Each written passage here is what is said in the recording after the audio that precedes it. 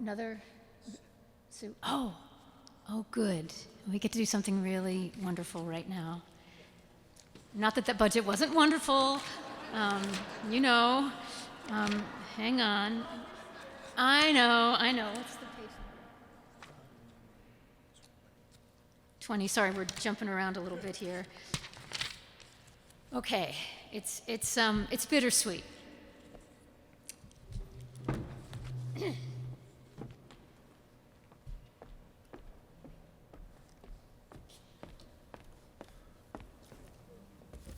Today, we say farewell to Archdeacon Sue von Rautenkranz, who is retiring after faithfully serving the Diocese of Washington since 2015, and the wider church for 30 years on both the parish and diocesan level. Sue, would you please come forward to the podium?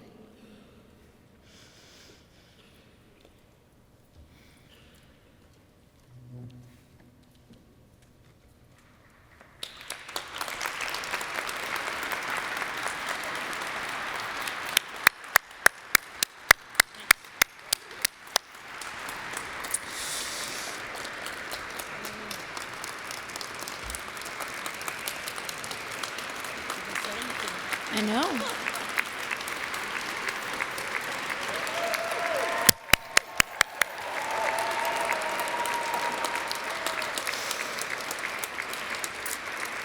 I'd like to ask Archdeacon Steve Seeley to join us, please.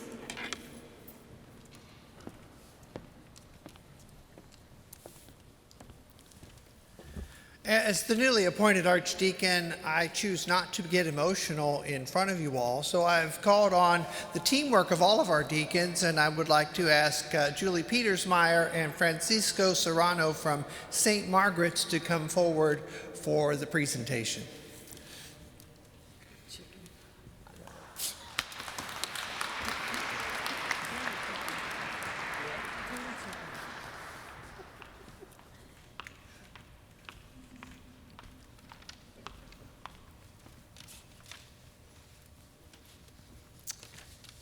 Good afternoon. As was mentioned, I'm Julie Petersmeyer. I am a deacon serving at St. Margaret's. Buenas tardes, soy Francisco Serrano, diácono de la Iglesia St. Margaret en D.C. When Sue came to the Diocese of Washington about 10 years ago, there were 4 deacons serving in the diocese. Of those original 4, 2 still reside and serve in our diocese. I would like to invite Terry Murphy and Susan Walker to come forward. Cuando Sue vino para la Diócesis de Washington hace más o menos 10 años, habían 4 diáconos sirviendo en la diócesis. De esos 4, 2 todavía residen y sirven en nuestra diócesis. Terry Murphy, Susan Walker están viniendo, también Kim Houston, quien vino para la Diócesis de Washington como diácono desde la Diócesis de Carolina del Norte. It wasn't long after that Bishop Mariann asked Sue and others to form a task force on the diaconate to put together a discernment and formation program to raise up and ordain deacons in our diocese. No mucho tiempo después, la obispa Mariann le pidió a Sue y a otros que formaran un grupo de trabajo sobre el diaconado para crear un programa de discernimiento y formación para ordenar diáconos en nuestra diócesis. After countless meetings and discussions, this task force held its first diaconal workshop in October of 2014 for individuals discerning a call to this servant ministry. From this first workshop, a first cohort of 5 was formed to begin the process of discernment and formation, and in September of 2017, they were ordained deacons. Cohort 1, please come forward. Después de innumerables reuniones y debates, el grupo de trabajo hizo el primer taller diaconal en octubre del 2014 para individuos que estaban discerniendo el llamado al ministerio de servicio. A partir de ese taller, un primer grupo de 5 personas, se comenzó el proceso de discernimiento y formación, y en septiembre del 2017 fueron ordenados como diáconos. El grupo 1 ya se integró con nosotros. 1 year later, in September of 2018, Cohort 2 would complete their work of discernment and formation, and 12 more deacons were ordained here at the cathedral. Cohort 2, please come forward. Un año después, en septiembre del 2018, el grupo 2 completaría su trabajo de discernimiento y formación, y otros 12 diáconos fueron ordenados aquí en Catedral Nacional de Washington. El grupo 2 está viniendo con nosotros. In November of 2020, a third cohort finished their process, and 8 more deacons were ordained in our diocese. Cohort 3, please join us.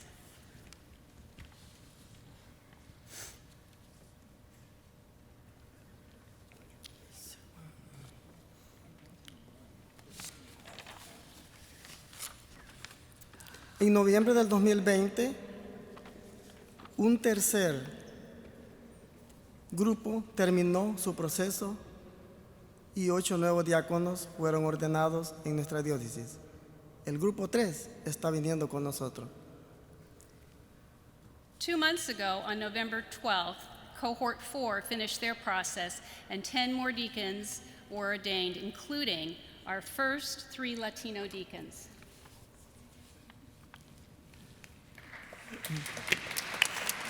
Hace solo 2 meses, el grupo 12, el 12 de noviembre del 2022, el grupo 4 terminó su proceso y 10 nuevos diáconos fueron ordenados, incluyendo nuestros primeros 3 diáconos latinos. Y el grupo 4 está viniendo también con nosotros. As we stand here today, there are 6 more postulants and 7 nominees in discernment and formation for the diaconate. There are many people to recognize. First, Bishop Mariann, for her vision and commitment to this ministry.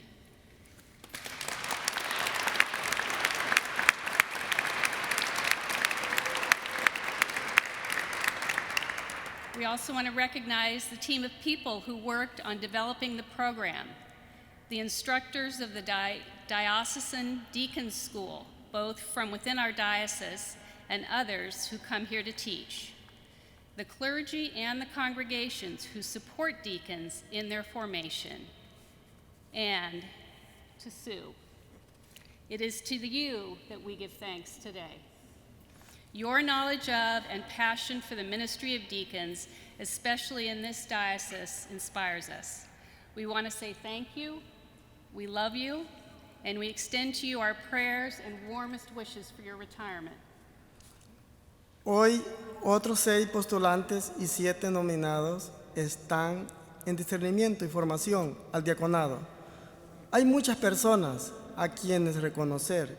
Primero, a nuestra obispa, por su visión y compromiso con este ministerio, el equipo de personas que trabajaron para desarrollar el programa, los instructores de la escuela de diáconos, tanto en nuestra diócesis, así como otros que han venido a enseñar al clero y a las congregaciones que apoyan a los diáconos en su formación. Y queremos reconocer y darte la gracia a ti, Sue, tu conocimiento y pasión.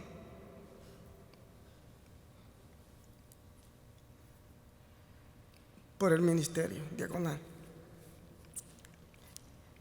Especialmente en esta diócesis. Nos inspiras. Queremos decirte gracias. Te amamos.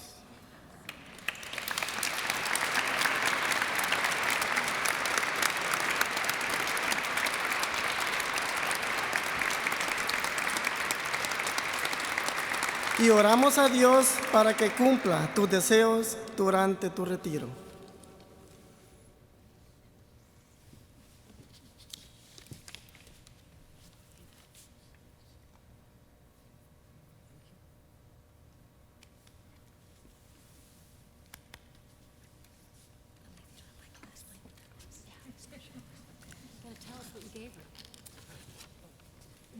No, you gotta tell, okay, yeah, you gotta tell us what you gave her. So on behalf of all of the cohorts, we present to Archdeacon Sue with deep gratitude for her leadership in developing the diaconate in the Diocese of Washington. And it's from all the deacons you have formed, and inside are personal notes of appreciation.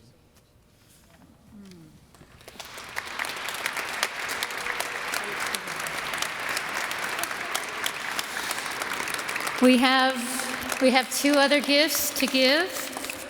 Sue, this is a cross that I hope you'll wear, reminding you of your devotion to Christ, of course, but also the love that binds us together in Him. So that's for you. Okay. Then we have a present for Micah, the dog, and this is a composite of the dogs of Church House. Yes. Our social media campaign. I'll give that to Steve. And one final word, Sue. On behalf of the diocese and in my role as bishop, I am proud to name you Archdeacon Emeritus of the Diocese of Washington.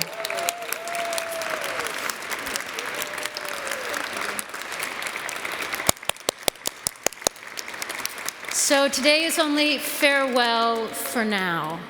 Not only have we heard that you have guest rooms in your house in South Carolina, we expect to see you on special occasions here because we love you. Thank you, Sue.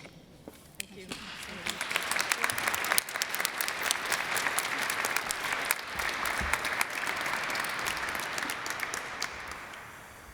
I was told I would have to say something, so I was also encouraged to write it down. So I'll do my best here.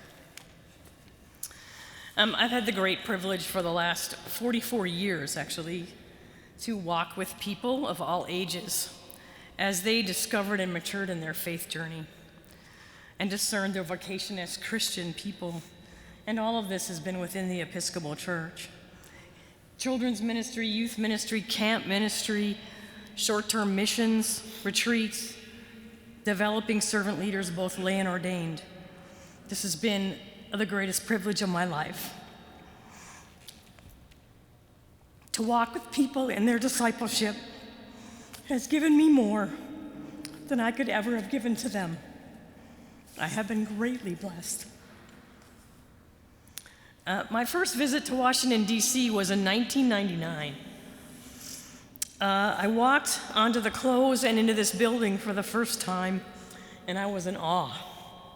You see, I'd watched this building on Christmas morning for years with my mother on the couch. On Christmas morning, we would sit and watch the service from here that was broadcast by our local television station. My mom was a church geek, and I am too. And I never thought I would ever be in this place, live here, or do ministry in this diocese. 10 years ago, Jeff McKnight at St. Dunstan's invited me to be on their staff, just 3 miles down the road from this building. And I believed I would be in the diocese for only a short time and move on. But then I offered time to Bishop Mariann. You might not want to do that. I offered time to Bishop Mariann to work on a task force, and here we are today with all these people who said yes. They're all amazing. None of this ministry has been done alone, and for that I am extremely grateful.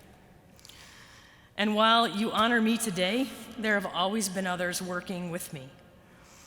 And I don't want to name a lot of people, but I do need to name Joymel Gonzalez, who was phenomenal. He's one of the most brilliant persons I've ever worked with. And without that, without him, we would not have Latino deacons, which I am extremely grateful for. Steve,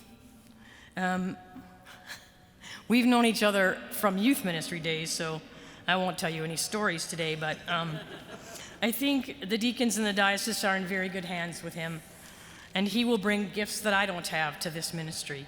So I'm grateful for that, and I'm grateful for those people. I'm grateful for the task force, which included Terry and Susan. It's not about me, though. It's always about working together as followers of Jesus. I'm grateful for the opportunities this role has given me and the amazing people I have met and worked with in this diocese, for the amazing lessons and learnings I've had here. I've grown much since coming to Washington. Closing, I want to say a few thank yous. First, to this diocese. You are an amazing gift, a great gift to this church, and you have much to offer and teach.